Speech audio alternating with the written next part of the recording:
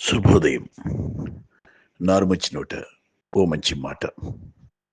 ఈ శీర్షికన ఈ రోజున అర్చకుల దైన్య స్థితి.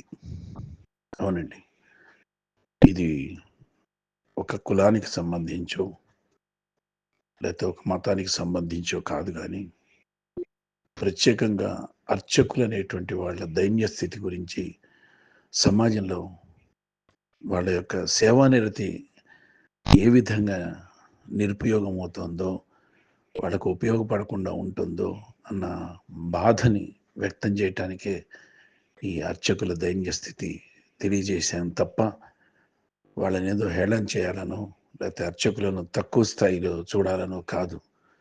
వాళ్ళ దైన్య స్థితి ఈ రోజున ఎలా ఉందో చెప్పాలనే ఆలోచనతోనే ఈ పోస్టింగ్ పెడుతున్నాను. దయతో మన్నించి వాళ్ళ పరిస్థితిని గ్రహించి వాళ్ళకు ఆర్థికంగా వాళ్ళు ఉన్నతులు కావాలని అభిలషించాలని ప్రతి ఒక్కరూ కోరుకుంటూ, మరి అర్చకుల దైన్య స్థితి ఏంటో ఒక్కసారి వెళ్దాం. సగటు అర్చకుల సేవానిరతి ఎలా ఉంటుందో అందరికీ తెలిసిందే. అర్చకత్వం విరామం లేని సేవాది. కనిపించని త్యాగం ఉంటుంది, మౌన ఆరోగ్య పోరాటం ఉంటుంది. ఈ ప్రపంచంలో నిజంగా సెలవులే లేని వృత్తులు చాలా తక్కువ ఉంటాయి. మరి అలాంటి అరుదైనటువంటి నిరంతర త్యాగంతో నడిచే వృత్తుల్లో అర్చకత్వం అనేటువంటిది ఒకటి.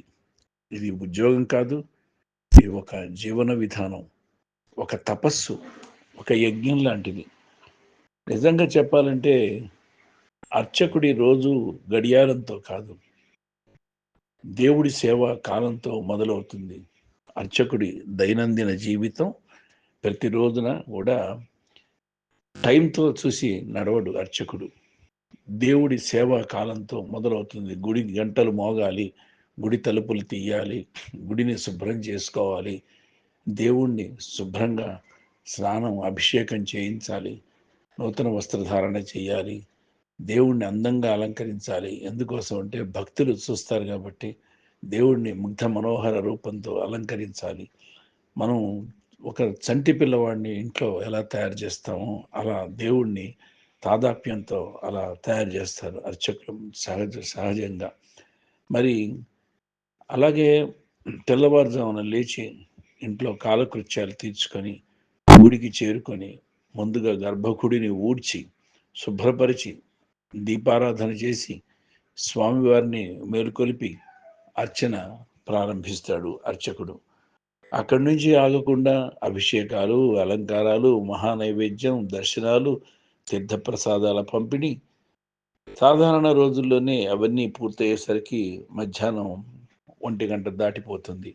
ఇక పర్వదినాల్లో విశేషమైనటువంటి బ్రహ్మోత్సవాలు లాంటి సమయంలో, ఉత్సవాల సమయంలో, కళ్యాణోత్సవాల సమయంలో వస్తే నిజంగా నిద్ర ఎప్పుడు పోతాడో, అసలు భోజనం అనేది తింటాడో లేదో కూడా ఇలాంటి సందేహాలు, ఇలాంటి ప్రశ్నలు తలెత్తడం సహజం.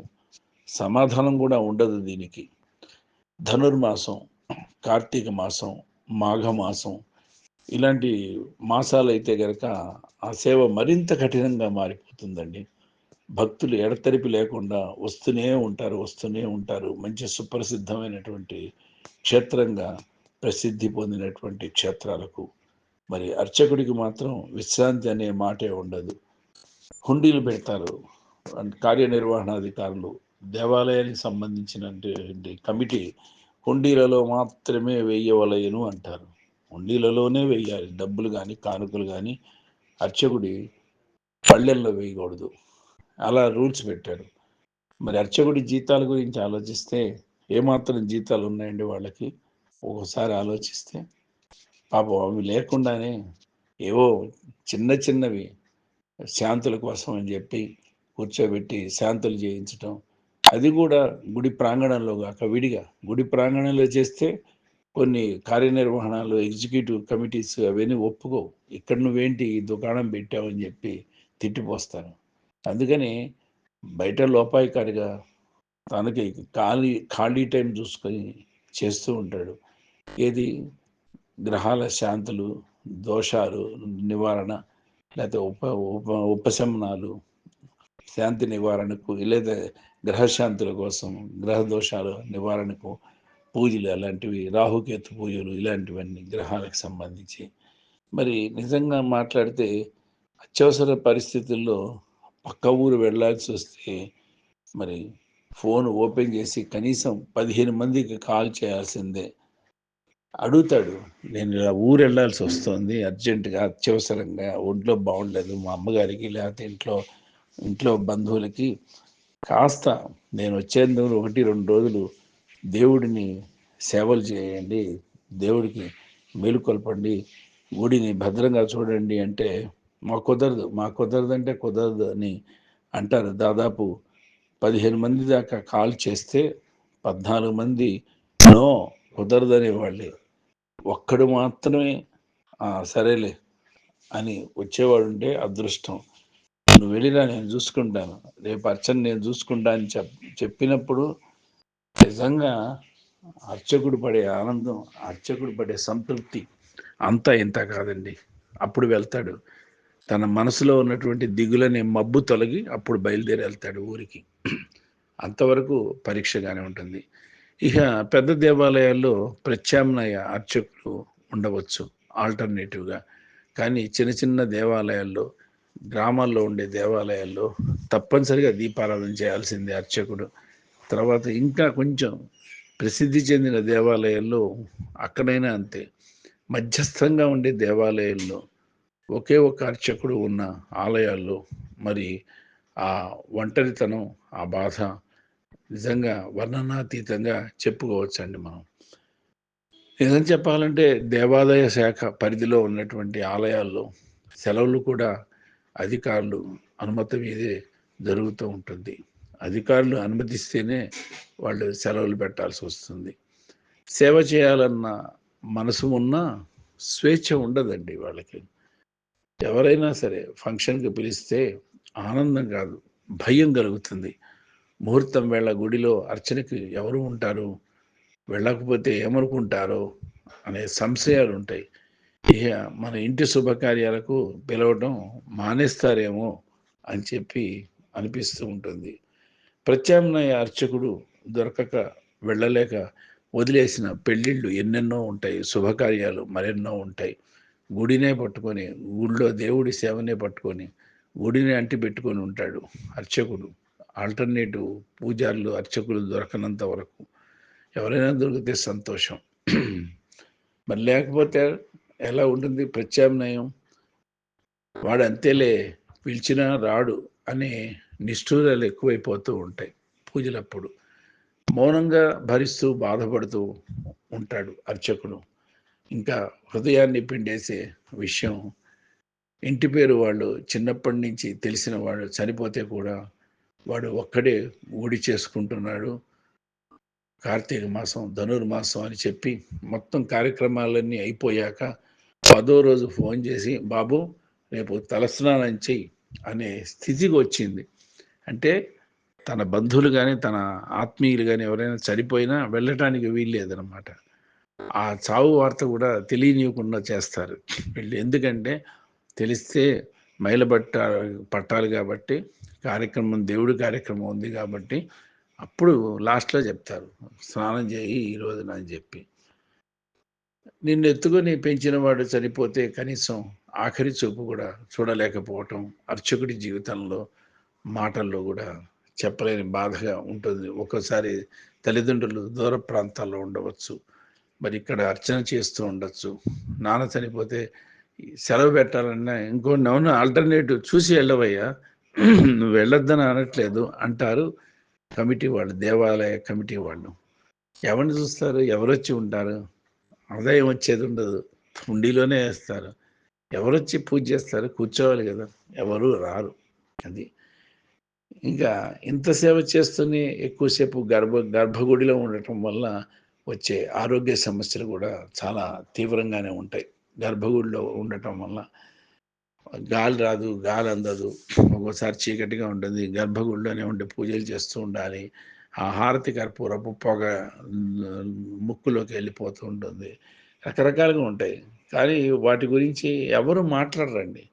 గాలి ప్రసరణ లేని గర్భగుడిలో ధూపం, దీపాలు, కర్పూరం, మరి ఈ పొగను రోజు గంటల తరబడి పీల్చడం వలన తలనొప్పులొస్తాయి, మైకం వస్తుంది, శ్వాసకోశ సంబంధమైనటువంటి సమస్యలు, మరి దీర్ఘకాలంలో ఆస్తమా లాంటిది, తర్వాత దీపాల వేడి, మరి మూసివేసిన గది వల్ల అధిక వేడి, డీహైడ్రేషన్, నీరసం, బీపీ, షుగర్ ఇలాంటి సమస్యలు గంటల తరబడి నిలబడి ఉండటం వలన వస్తూ ఉంటాయి. అలాగే మరి ఒంగోని అభిషేకాలు చేయటం వల్ల మొక్కాళ్ళ నొప్పులు వస్తాయి, వెన్ను నొప్పి వస్తుంది, స్పాండిలైటిస్ చెప్తూ ఉంటారు వస్తుందని చెప్పి. తక్కువ వెలుతురు, పొగ వల్ల కూడా కళ్ళ మంట ఉంటుంది, తర్వాత కళ్ళ నుండి నీళ్లు రావటం ధారాపాతంగా జరుగుతుంది, చూపు మందగించడం జరుగుతుంది, టైంకి భోజనం లేక గ్యాస్ట్రిక్ ట్రబుల్ వస్తుంది, ఎసిడిటీ వస్తుంది, అల్సర్లు వస్తాయి, జీర్ణకోశ వ్యాధులు, నిద్రలేమి కుటుంబానికి ఇలాంటివన్నీ జరుగుతాయి. సమయం లేక మానసిక ఒత్తిడి వస్తుంది, నిద్ర సరిగ్గా లేకపోవటం వల్ల ఒక్కోసారి ఒంటరితనం ఏడిపిస్తూ ఉంటుంది. మరి వీటన్నిటికంటే కూడా అత్యంత దారుణమైన సమస్య ఒకటి ఉందండి. ఒకసారి గుడిలో అడుగు పెట్టాక మధ్యలో ప్రకృతి పిలిచినా సరే గర్భగుడిని వదిలి వెళ్ళే వెసులుబాటు ఉండదు. అర్థమై ఉంటుంది మీకు. అందుకనే చాలాసార్లు అవి ఆపేసుకుంటూ ఉండిపోతారు, ఊళ్ళోనే ఉండిపోతారు అర్చకులు. దీనివల్ల తీవ్రమైన శరీర సంబంధ సమస్యలు వస్తాయి. మరి ఒకవేళ పక్కకు వెళ్ళి వచ్చినా మళ్ళీ మళ్ళీ స్నానాలు, తల స్నానాలు అని తెచ్చే మరో రకమైన ఇబ్బందులు ఉంటాయి. ఈ అన్నిటికీ కారణం అవుతుందేమో కానీ చాలాసార్లు తినకుండా, తాగకుండా అలాగే ఉండిపోతారు దేవుడి సేవలో. పొద్దున్నే డ్యూటీ ఎక్కితే ఎప్పుడు డ్యూటీ దిగే సమయం వస్తుందో అర్చకుడికి తెలియదండి. నిజం. ఇన్ని కష్టాలు తెలిసినా, ఇన్ని కష్టాలు అర్చకుడు పడినా అర్చకుడు గుడిని వదలడండి, స్వామిని వదలడు, సేవను ఆపడు, దైవ కార్యం చేస్తుంటాడు, దేవుడి కైంకర్యం చేస్తూనే ఉంటాడు. కనీసం సమాజం గౌరవం, మాటల మర్యాద, మాననీయ దృష్టి చూపితే సమాజం అదే అతనికి పెద్ద ఆరోగ్యమై కూర్చుంటుంది, శ్రీరామ రక్షగా మిగులుతుంది. అర్చకత్వం వృత్తి కాదు, తరతరాల త్యాగం, అనువంశికంగా వచ్చేటువంటి ఒక సేవ, భగవత్ సేవ, నిరంతర సేవ, నిశ్శబ్ద జీవితం. అర్చకుల పట్ల ప్రత్యేక శ్రద్ధ మరియు గౌరవాలు ప్రదర్శించే వాళ్ళు దొరికితే చాలా సంతోషంగా ఉంటుంది. యాచకో శత్రువు అని చెప్పి ఒక అర్చకుడికి పిల్లని ఎవరు ఇవ్వరండి, పెళ్లి చేయరు. గుళ్ళు అర్చకుడు రా, 4 మంత్రాలు చదువుతుంటాడు అని చెప్పి తండ్రి పిల్లకి పెళ్లి చేయాల్సిన తండ్రి అవహేళన చేస్తుంటాడు. ఒకసారి నిజంగా పెళ్లి చేసుకోవాల్సిన పిల్లలు పోయి నేను గుళ్ళు అర్చకుడిని పెళ్లి చేసుకున్నా, 4 కొబ్బరి చిప్పలు తెచ్చిస్తాడు, కొబ్బరి పచ్చడి చేయమని, లేకపోతే కొబ్బరి కూర చేయమని. నేను చేసుకుని నాన్న పిల్లక అవన్నీ నాకు ఇష్టం లేదు, ఫ్యాషన్గా ఉండాలి, నేను చేసుకునేవాడని ఆడపిల్లలే తిరస్కరిస్తున్నారు. ఈ ఆడపిల్లల తండ్రులు వాళ్ళు సొంతంగా అర్చక వృత్తి చేస్తున్నా సాటి అర్చకుడికి తన పిల్లని ఇవ్వడానికి వెనకడి చేస్తున్నారు ఈ రోజుల్లో. అర్చకులకు పాపం పెళ్ళిళ్ళు కాక ఎంతోమంది బ్రహ్మచారులుగా మిగిలిపోతూనే ఉన్నారు, చాలామంది ఉన్నారు అట్లా. ఇట్లాంటి దైన్య స్థితిలో అర్చకత్వం ఉన్నప్పుడు అర్చకుల దైన్య స్థితిని చూసి మనం కాస్త బాధపడాలి. వాళ్ళ దైన్య స్థితి నుంచి వాళ్ళు చక్కగా మంచి ఉన్నత స్థితికి రావాలని చెప్పి అభిలషించాలండి ఎవరైనా సరే. స్వస్తి భవదీయుడు నారుమించి.